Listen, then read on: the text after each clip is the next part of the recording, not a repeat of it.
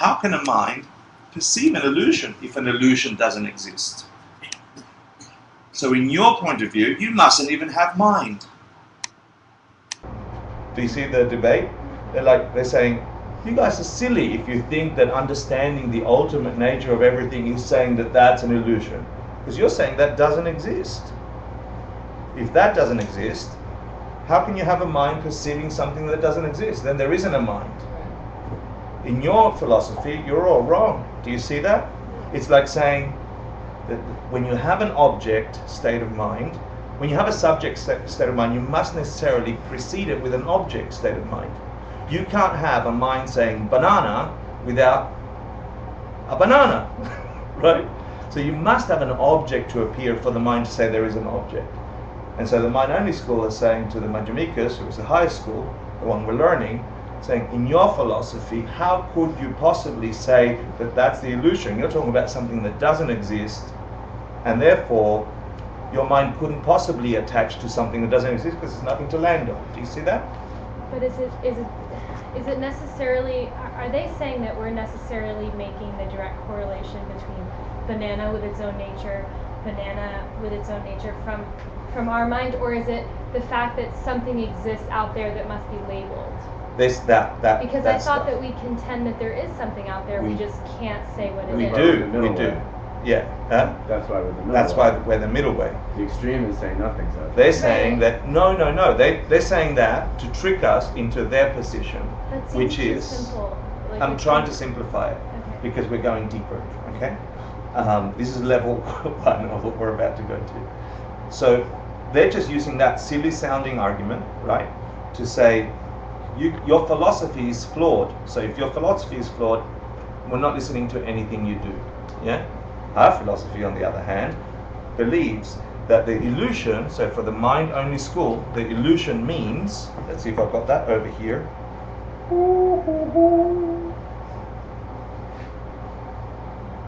No, but I'll give it a go, okay? The mind, and you can check it, I think it's one of the questions. The mind-only school believes that the same karmic seed, the same mental impulse, creates both the object out there and the consciousness of I, the sense consciousness that is perceiving it. That they are both functions of the same karma ripening, producing that and that at the same time from the same seed.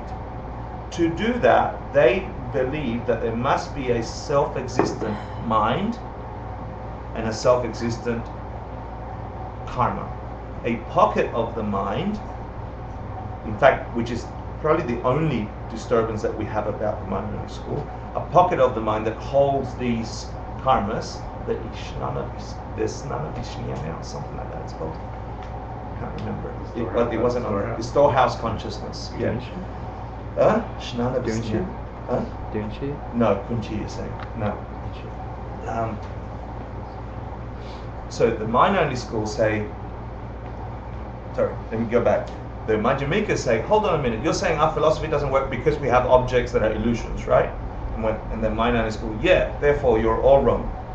And the Madhyamikas say, hold on, don't you guys have something that's illusory in your system of looking at the world? They go, yeah, we do. We have this really cool thing called an illusion, but the seeds in the mind that are self-existent pop up and produce both the object and the subject state of mind. It's the same thing, right? And then the Madhyamikas go, oh, I see. So you're saying that the way you're seeing the pen is an illusion inside your mind, right? Yeah, that's right, that's what we're saying. But isn't that exactly the same argument that you just refuted we had? You're saying that because our illusion is an illusion, then there can't be a mind that's subject on it. Does that make sense? And you just did the same, but just inside the mind. Yeah, you just made the mind self-existent, and inside there, these two things popped up, and we're facing the same problem. You're as crazy as we are. So, in the debate between the functionalists and the Madhyamikas, in this part of the text, Master Shantideva is saying, where is stuff? He's pushing us to the Madhyamika point of view. He's forcing us to say, where do you believe things appear from? If you bought into karma and emptiness, dependent origination, things arise in dependence to things. We believe in that, right? Things come from other things. Dependent origination. From the Buddhist point of view, everything is dependently arising. Everything comes in dependence to something else. And everything is empty. But in these two schools, they have a debate about how that comes about.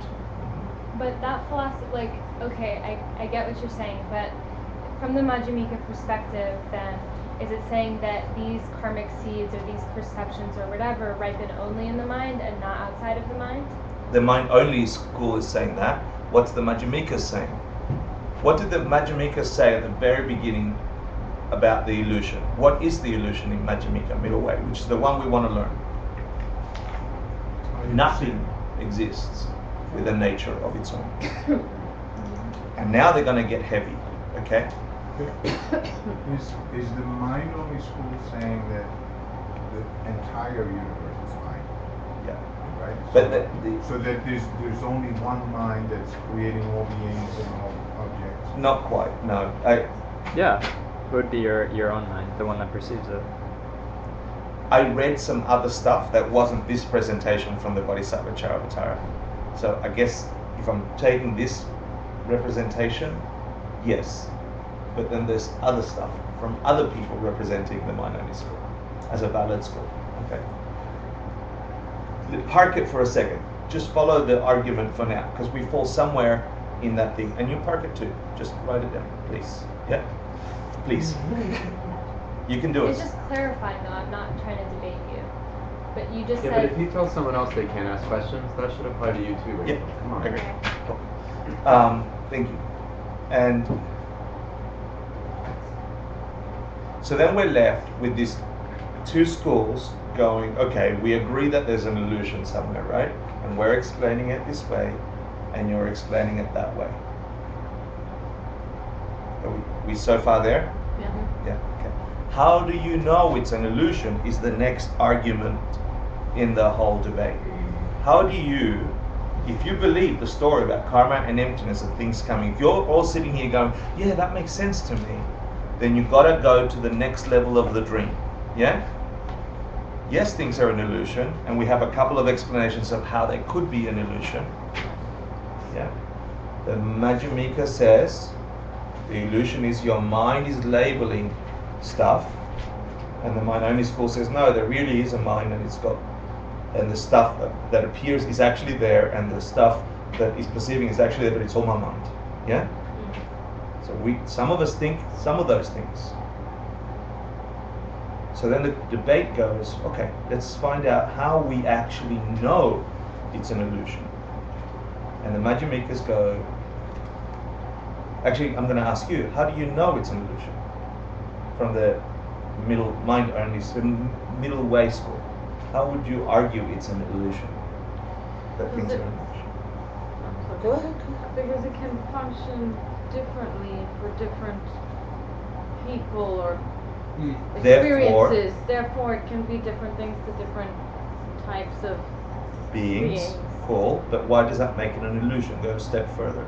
Because it's not what it's seeing. Great, excellent, thank you. So it's not that way or that way. Right. And it can't be both ways at once. No. So where did the ways come from? The minds. Right. Perfect. Excellent answer. Awesome. You all got it? Yeah? You want to do it again? Yes. Madhyamika, middle way, the middle way, is saying, how can you tell it's an illusion? And your answer is? Because it functions differently for different beings. For different perceivers. Right. Right? And, Great. and it can't be one or the other or both. It has to be. Where did the perceptions All of come them. from? So what is it?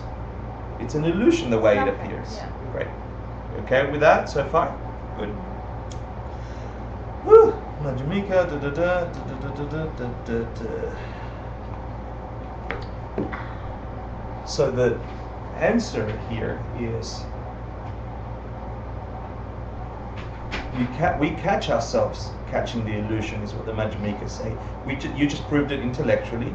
When you were here in the last class, you remember the example about the pot on the stove and having chok, which is the the peak experience before you see emptiness directly, before the third part. The peak experience is you actually see dependent origination directly, which is you see colors and shapes like you just saw there, and you actually saw yourself for the very first time, for real, not forced, like just you saw that you were imputing pot on that object or imputing this, and that you never actually had ever seen a pot before. That was only that image in your mind that you were calling pot, or that image in your mind. We did that discussion last class and the class before. That's called Chok. That's the peak experience before you go into the third path. Right? And from the Madhyamika's point of view, that's how we catch ourselves seeing the illusion. You catch your mind seeing a disparate thing, and you catch your mind labeling it, and you say, oh my God, it was never a pot in the first place. I couldn't see the back of this pen. When you were trying to do the exercise, you couldn't see curve, right? I can feel it, and I can't even feel it. I feel pressure points in different parts of my finger, and my mind is synthesizing that into roundness. And you are synthesizing roundness because you've held pens before.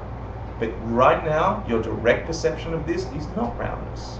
It can't be roundness. Your eye doesn't see roundness. Doesn't feel roundness like you feel it in your mind. Do you follow? Cool. So the Madhyamika school, the really clever school, says we can verify it's an illusion because we catch ourselves doing it. We have this really cool thing called Chok, right? This ultimate moment where you see things. Yeah.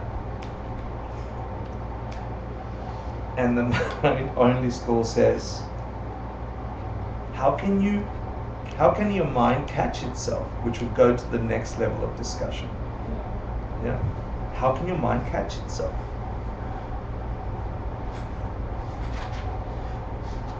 I'm going to give you the answer because it's in advance before we go to a break. Did the mind-only school say that everything is empty of having that? Yeah? What about the mind that caught itself? Is it deceptive though? Is the mind that saw itself having an illusion for the very first time, is that a deceptive state of mind? Think about it, okay? Is that state of mind that catches the illusion, the one you just tried to have, is that a deceptive state of mind? The one that catches. The one that catches it. If the mind thinks that it's separate, because if you have the mind-only school thinking that everything is one mind, and then there's a guy that sits and thinks, no, my mind is different, it can catch itself. It's a different mind than everything else. Not quite the answer I'm looking for. This is only the Madhyamika point of view, right? So now we're going to try and think like mind-only, going, hold on a minute, you've got this thing going on that catches itself, catching the illusion, and you said that everything is deceptive. Isn't that mind catching its own delusion? Isn't that deceptive according to you? Comes from the same karma, isn't it? You're already a Madhyamikas, you see, but if you're a mind-only schoolist, you'd go, how can you have a deceptive mind finding a truth? Right. Because it's a perception of ultimate reality. Hold on. You're fast. Cool. The mind-only school has an objection to this point of view that you can catch yourself seeing something as fake, right? Because it's saying if it's fake, it doesn't function. If it doesn't function, it doesn't exist. So how can you have something that doesn't exist being perceived? You need something to exist to have a perception. Do you follow? It's hard, right? But doesn't the mind-only school talk about how the mind is self-existent, and how can a mind be self-existent if nothing is supposedly self-existent? So we have to be very careful about.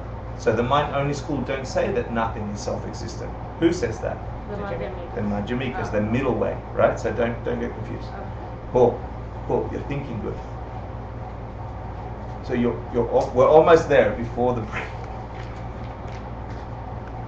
Do you see the objection coming up from the mind-only school that says, how can your crazy mind find the code to the matrix if it's crazy?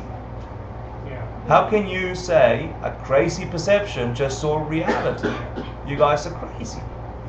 Right? Do you see that? Yeah. That's the argument. Why would they think that?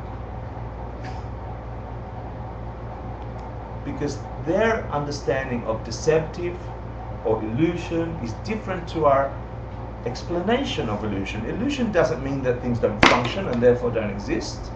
Illusion from the mind-only school just means it ain't what it seems to be. It's empty of what it seems to be.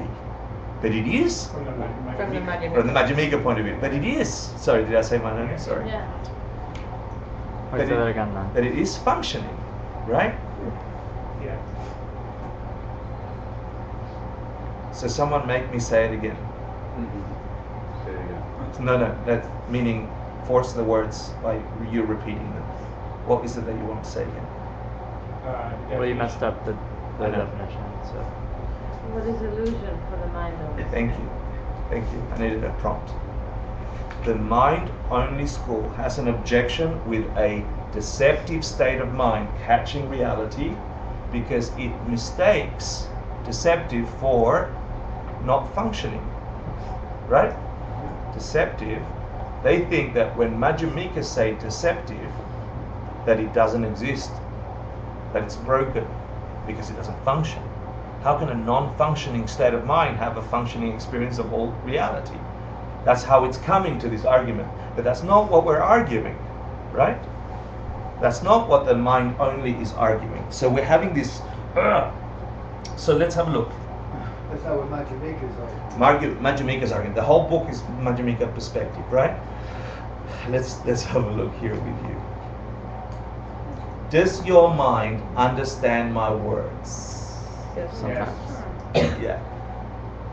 According to the mind-only school, is your mind deceptive reality or ultimate reality right now? Ultimate. Right now, Yeah. It's ultimate. it's deceptive reality. Everything. What's the Because, definition of everything has no nature of its own? I thought you Not said even the- your mind. Wait, I thought you said the mind mind According to who? Oh, sorry. I said mind only? Yeah. Yeah. I take it back. I'm making it extra hard. Maybe it's a ploy for me to force you to understand. I don't know. I'm not doing it on purpose. Let's go back. I'm speaking words. Yes? Yes. Is your and I'm asking you from a Majjhimika point of view. Are we happy? Yeah. The Majjhimika point of view means the middle way between things don't exist at all and they only exist that way, right? The middle way, which is you can't hold on to ground, right? So from that point of view, is your mind listening to my words and capturing my meaning? Is that a real reality or a fake reality? Fake. It's a fake reality. It comes from deceptive reality, right? How do we know that? What's the energy that you project with what you're saying? I could say, please understand que hablo español y no me entiende nadie. There we go, proved it, right? So, so there are how many levels of understanding the conceptions? Your mind is having an understanding, right? Your illusory mind, your illusion type mind is having an understanding of my words, right? Is it bringing some of you pleasure?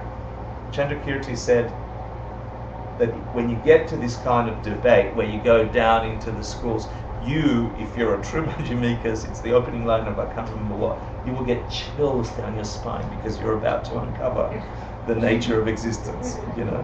Does that come from the words? No. Could it, according to the Majjhimika, could it ever come from the words? No. Where did it come from? Your own. So if you're experiencing these words as, oh my God, I am so close, I'm getting chills down my spine, I think I'm getting something. Is that a function of the words I'm using? No. Does it appear that way? Yes. Is that true? Yes. That is an illusion. We are living in an illusion. What if you were sitting there going ping pong, right? You're getting some vague understanding of what I'm doing. Is that coming from my words? No. Where is that coming from? Your mind. Who put it there?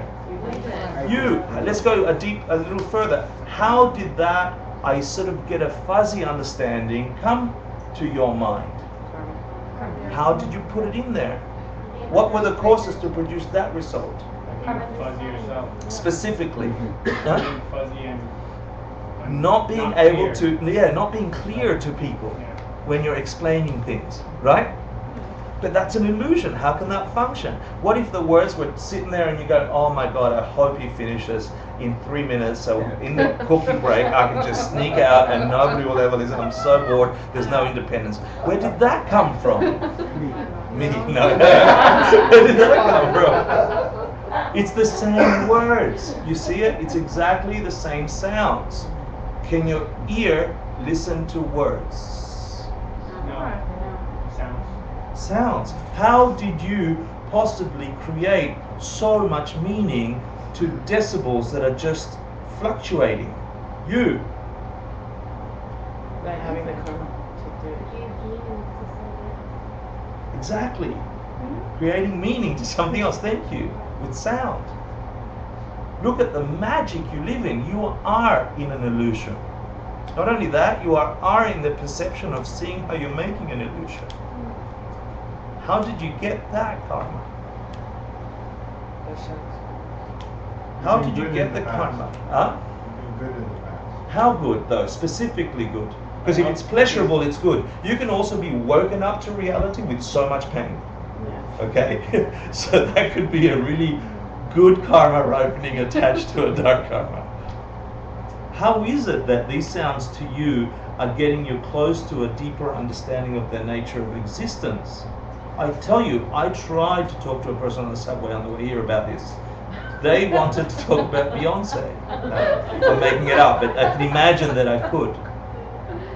I look at so many humans that I share the planet with, and these words, I was actually sitting next to somebody in the subway who was looking over, and I'm like, they've got no idea what I'm doing.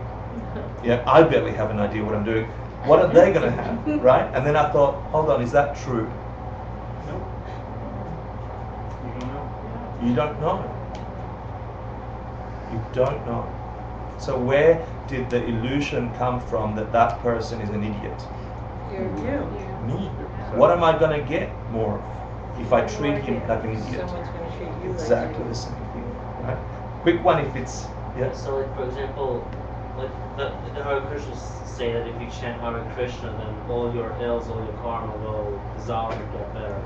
You know, Krishna said that if you accept Jesus into your life, you'll get saved, and Yep. they have testimonies that illnesses go away as well. Yep. How does that work? Someone want to answer that? If it's your perception, your belief. Because of what you do. So can it function for someone to have that experience and actually be saved and actually have a sense of complete freedom and waking up to the planet? And can it function for someone to do exactly the same things and it not work? Can it function for someone to sit in a Buddhist lecture and not get a thing out of it, and someone to sit in the same Buddhist lecture and not get anything out of it? The function is in your mind. Yeah. And therefore it works. See, that's the Madhyamika's point of view. It says it's because it's like that that it works. So it's you that makes that work. You're the creator of everything. How you see the world becomes the world. Yeah. So I'm gonna give you can we do a 10-minute break? Yes. And then I've summarized this. I sat down and I'm going, hold on, where's this debate taking me? Because the point of the debate is to get your mind to see this thing called ultimate reality, right? You make contact for 20 minutes and then you can unravel the illusion. But you can't get there until you see what the illusion is. And you understand what the illusion is, so then you can function against the illusion. You can function in relation to true reality. But then the debate is, well, hold on, how can you actually get to have a perception that you're in an illusion? Or you have a perception of yourself having an illusion. How can you have a perception of yourself? And that's where we're going to next, okay? But before we do that, I'll summarize and come back in 10 minutes, 17 past. Was the